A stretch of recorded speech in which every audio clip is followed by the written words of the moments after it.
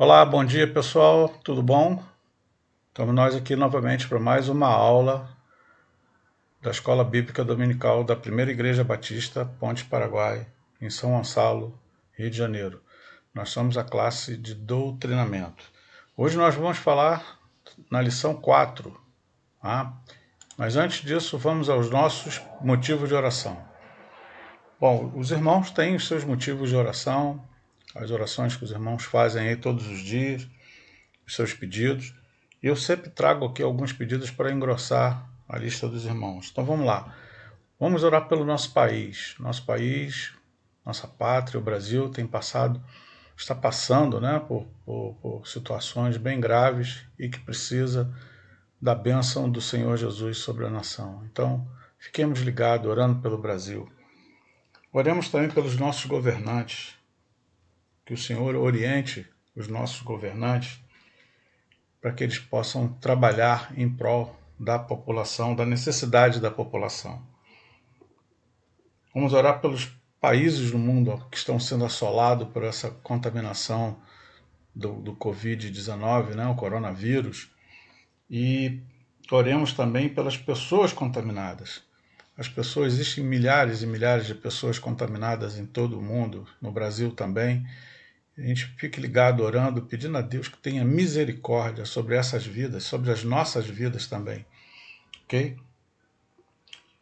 E pelos enfermos em geral, né? Qualquer enfermidade. Essas pessoas hoje que estão enfermas estão distantes de hospitais com medo de serem atacados pelo corona. Então, que a gente pode pedir a Deus que tenha misericórdia deles, né? Que eles possam ser medicados, atendidos, que eles possam ser curados também. Oremos um por outro. Ore por mim, irmãos. Ore, porque eu tenho orado por vocês da classe. Ore por mim também. Nós precisamos de orientação de Deus, até para estar aqui desse lado, numa nova maneira de dar aula, diferente, né?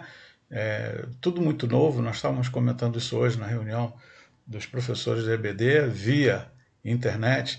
Então, quer dizer, é um instrumento novo, apesar de já estar aí bastante tempo, mas nós nunca usávamos. Eu ainda não estou tendo tanta dificuldade porque nós já trabalhávamos com slides, né? Então ficou um pouquinho mais fácil.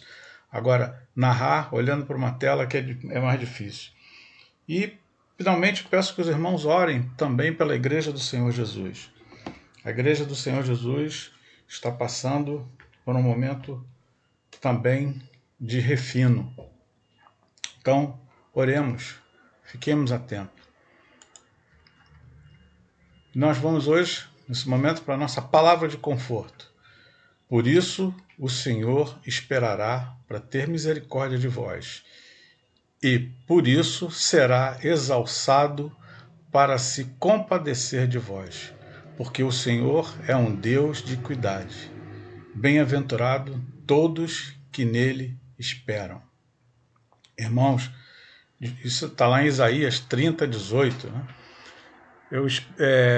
Desculpa eu ficar aqui falando nisso todo final de semana, mas quem pode nos livrar senão o Senhor? Só o Senhor, não tem outro. Então, é para eles que nós temos que recorrer. E como é gostoso ouvir essa palavra quando ele diz, porque o Senhor é um Deus de equidade, quer dizer, um Deus de equilíbrio, é um Deus que não se deixa enganar. Bem-aventurado todos os que nele esperam. Pergunto eu, meu irmão, você tem esperado no Senhor pela vitória? Se não, está na hora. Ok? Palavra de conforto, Isaías 30, 18. Então vamos lá, vamos para a nossa aula de hoje. Nossa aula de hoje é a lição 4, o Cristo cósmico. O texto básico está lá em Efésios 1, 3. Vocês viram aí a tela cheia de situações cósmicas, né? Muito colorida. São fotos naturais, tá, irmão? Não tem nenhuma montagem não, tudo é foto. Então vamos lá, vamos começar a nossa aula. Vamos falar um pouco da cidade de Éfeso, que afinal de contas essa carta de Paulo foi dirigida a Éfeso. Então vamos à cidade de Efésios. Então nós podemos verificar aí, nós estamos vendo que Efésios, a cidade de Éfeso, ela ficava aqui, na península da Turquia, onde hoje é o território da Turquia. Então ela é banhada pelo mar Mediterrâneo, é uma cidade de costa, de litoral grande, era uma cidade de muito comércio, muita cultura. Era uma cidade concorrente à cidade de Alexandria, que está lá do outro lado do Golfo, do Mar Mediterrâneo, está lá do outro lado, nas costas da África, uma cidade também importante, cheia de comerciantes, coisa e tal. E do lado de cá é uma foto mais moderna, e no centro aqui, esse monumento que nós vemos aqui, é um monumento importante, tá? É um monumento importante da cidade de Éfeso. Era ali que era adorada a deusa Diana. Era um templo da deusa Diana, onde faziam-se adorações à deusa Diana. Tá? Então, essa aí é o templo de Artemis. É o templo de Artemis, onde era adorada a deusa Diana. Tudo indica que a igreja de Éfeso foi fundada por Áquila e Priscila,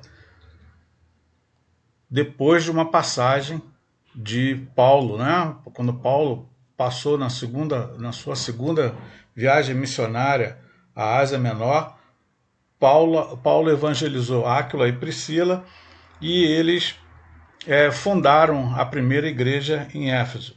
E anos depois, Paulo voltou a Éfeso e ficou por lá 3 anos, onde essa igreja cresceu, multiplicou e prosperou. Essa carta a Éfeso, ela é considerada uma carta circular. Ela não tem destinatário, segundo os estudiosos, dizem que essa carta ela circulou pelas igrejas da Ásia Menor. E com isso, essa carta teve uma grande repercussão, não só na igreja de Éfeso, mas principalmente na igreja de Éfeso. E a igreja de Éfeso, ela é a igreja que é reportada lá no livro de Apocalipse. Ela faz parte de ela é uma das 7 igrejas do Apocalipse. Okay?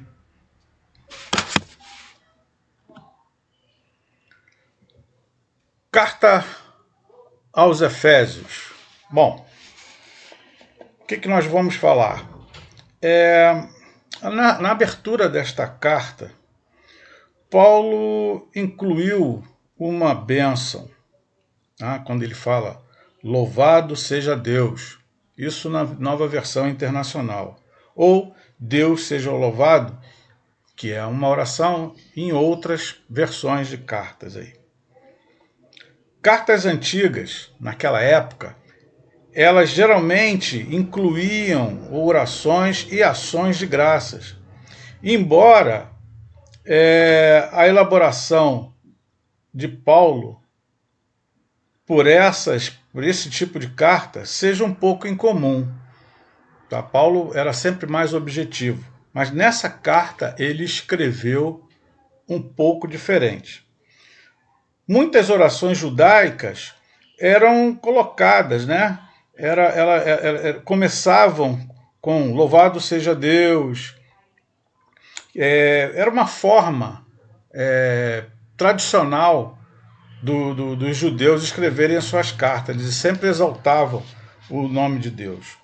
Se nós formos olhar nos versículos, se nós prestarmos atenção, nos versículos de 1, daqui de Efésios 1, 3, 14, é um longo louvor a Deus. A carta faz um grande louvor ao Senhor, como muitas vezes faziam as orações judaicas. Tá? As orações judaicas começavam assim. Era normal Paulo usar termo judaico.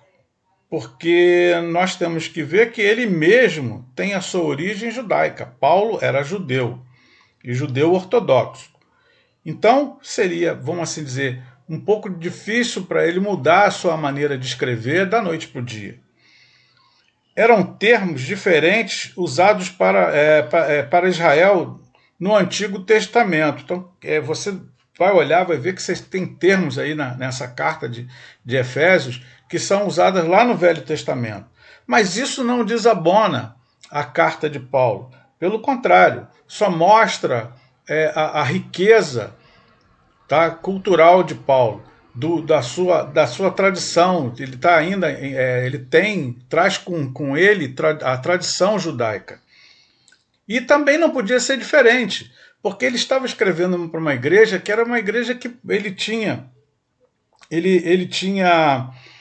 dentro dessa igreja judeus e tinha gentios. Se nós olharmos lá no livro de Atos, no capítulo 19, no versículo 17, nós vamos encontrar esta afirmação, que diz que lá na igreja de Éfeso tinha judeus e gentios. E judeus e gentios tinham práticas culturais diferentes. A igreja pode ter sofrido uma tensão cultural e étnica, mas Paulo, com toda a sua maestria, com todo o seu carisma dado pelo Senhor Jesus Cristo, procurava, né, trabalhar essas diferenças entre os irmãos. Não é à toa que naquela célebre versículo que ele fala que fiz-me de fraco para vencer os fracos, fiz-me de fraco para ganhar os fracos, fiz-me de forte para ganhar os fortes. Então, você nota que é uma maneira de Paulo usar um linguajar de tentar ser ser entendido, ser acolhidos por todos, tanto por gentios tanto quanto por judeus. Céus. Nós vamos falar um pouquinho dos céus. O versículo de Efésios 1, no capítulo 3, o versículo de Efésios 1, 3, tá? 1, 3, ele diz assim: hoje, não, vamos fazer, estou fazendo confusão aqui, tá? Efésios 1, 3, tá? Fala sobre céus, tá? Fala sobre céus. A verdade é que o versículo fala sobre os céus. E hoje nós distinguimos entre os céus em um sentido científico, isto é, né? Como que a gente distingue, faz essa distinção? Que é a atmosfera exterior e o resto do universo, tá? Então, o que é céu é tudo que não é terra, né? Para ser mais prático, mais simples nessa colocação, tudo que não é terra. Tudo que não é terra é céu. Mas, lá atrás, antigamente, nos dias de Paulo, ele não precisava fazer essa distinção para se comunicar com os seus leitores. Eles dividiam os reinos celestiais de maneiras diferentes da nossa maneira de fazer hoje. Tá? Quase todo mundo antigo acreditavam que os céus tinham numerosos níveis. E os irmãos vão lembrar de uma aula que nós tivemos o ano passado, que nós falamos de pelo menos 3 níveis de céus. Ah, os irmãos, se puxarem um pouquinho na memória aí, vão lembrar disso. Então, eles naquela época achavam que os céus eram divididos em vários níveis. E que eles eram diferentes. E neles viviam seres diferentes. Tá? Então, por isso essa referência aos céus, a palavra céus. Ok? Então, vamos seguindo.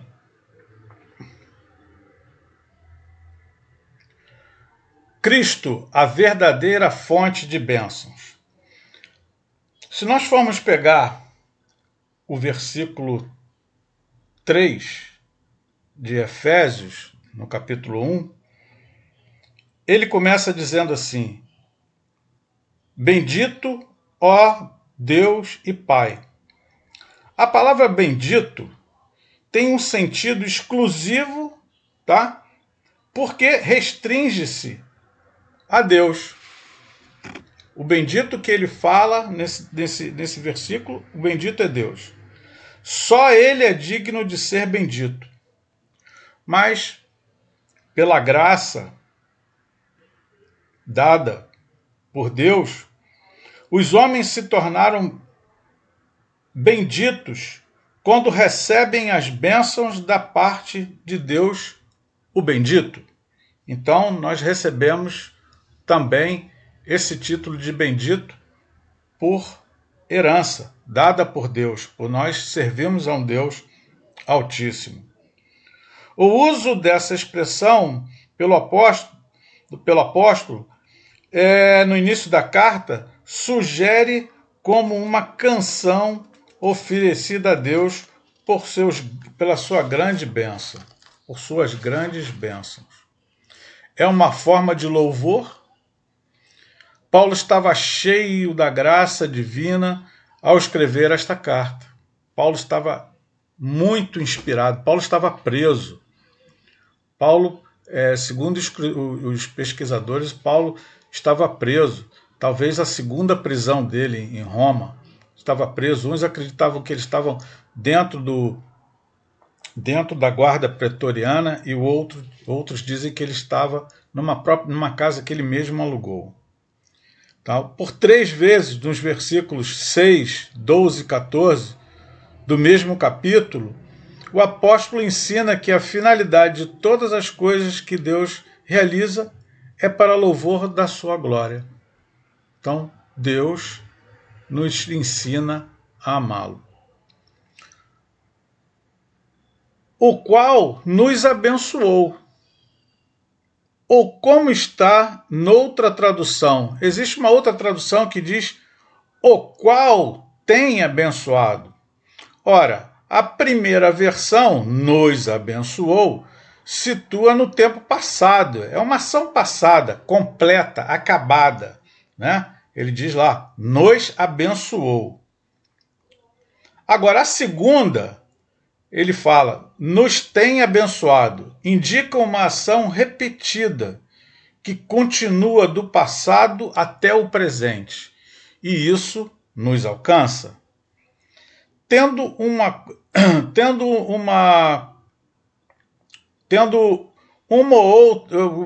ou outra pessoa apontam para uma fonte de onde jorram todas as bênçãos espirituais. Tá? Então, todas as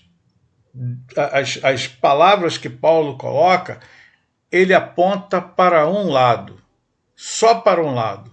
Ele aponta para Cristo. E aí nós começamos a falar e a ver as bênçãos, né, cristocêntricas, as bênçãos voltadas para Cristo.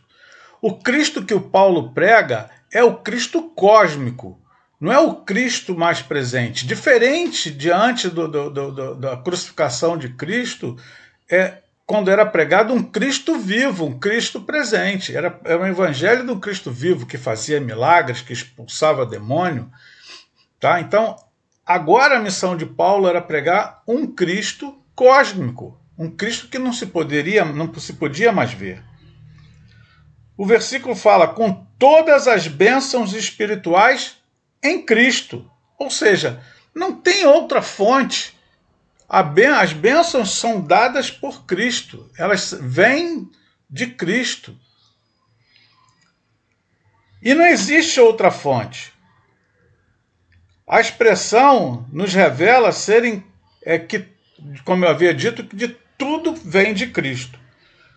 Todas partem dele e se manifestam nos crentes. Olha, gente, olha que coisa boa. As bênçãos partem dele Cristo, e se manifestam nos crentes. nós, nos crentes. As palavras em Cristo indicam um relacionamento íntimo do crente com o Cristo. Tá? Então, é a nossa, né, quando ele diz lá que as palavras em Cristo indicam um relacionamento íntimo do crente com Jesus. A expressão bênçãos espirituais nos faz entender que todas as bênçãos, quer materiais e espirituais, procedem da mesma fonte, em Cristo. Muitas bênçãos são dadas na forma material, mas estão diretamente relacionadas com a nossa vida espiritual. Bênção material é dada por Cristo. Os irmãos vão lembrar de Mateus 6,33, daquele versículo que todos conhecem de cor salteado, que ele diz lá: primeiro buscai o reino dos céus e a sua justiça, e todas essas coisas vos serão acrescentadas. Essas coisas, meu irmão, pega lá a Bíblia no capítulo 6 de Mateus e olha lá os versículos anteriores. Jesus vem linkando, vem falando uma série de necessidades materiais que nós temos, uma série delas. Então ele vem dizendo assim: até essas bênçãos, elas vêm de mim. Buscai primeiro o reino dos céus e a sua justiça, e as demais coisas, tá? E essas coisas que estão em cima, vos serão acrescentadas. Nos lugares celestiais, é a expressão que denota a sublimidade da vida cristã. Ou seja, o nível mais elevado no qual somos colocados. Se somos espirituais, ainda que no corpo mortal, nossas vidas são espirituais. Estamos no mundo, mas não somos do mundo. Isso está lá em João 17, 14, 15. E não se esqueçam que lá em Gênesis, lá no primeiro livro da Bíblia, primeiro capítulo da Bíblia, a Trindade, né? A Trindade, quando vai construir o homem, quando vai formar o homem, fala: façamos o homem a nossa imagem e semelhança.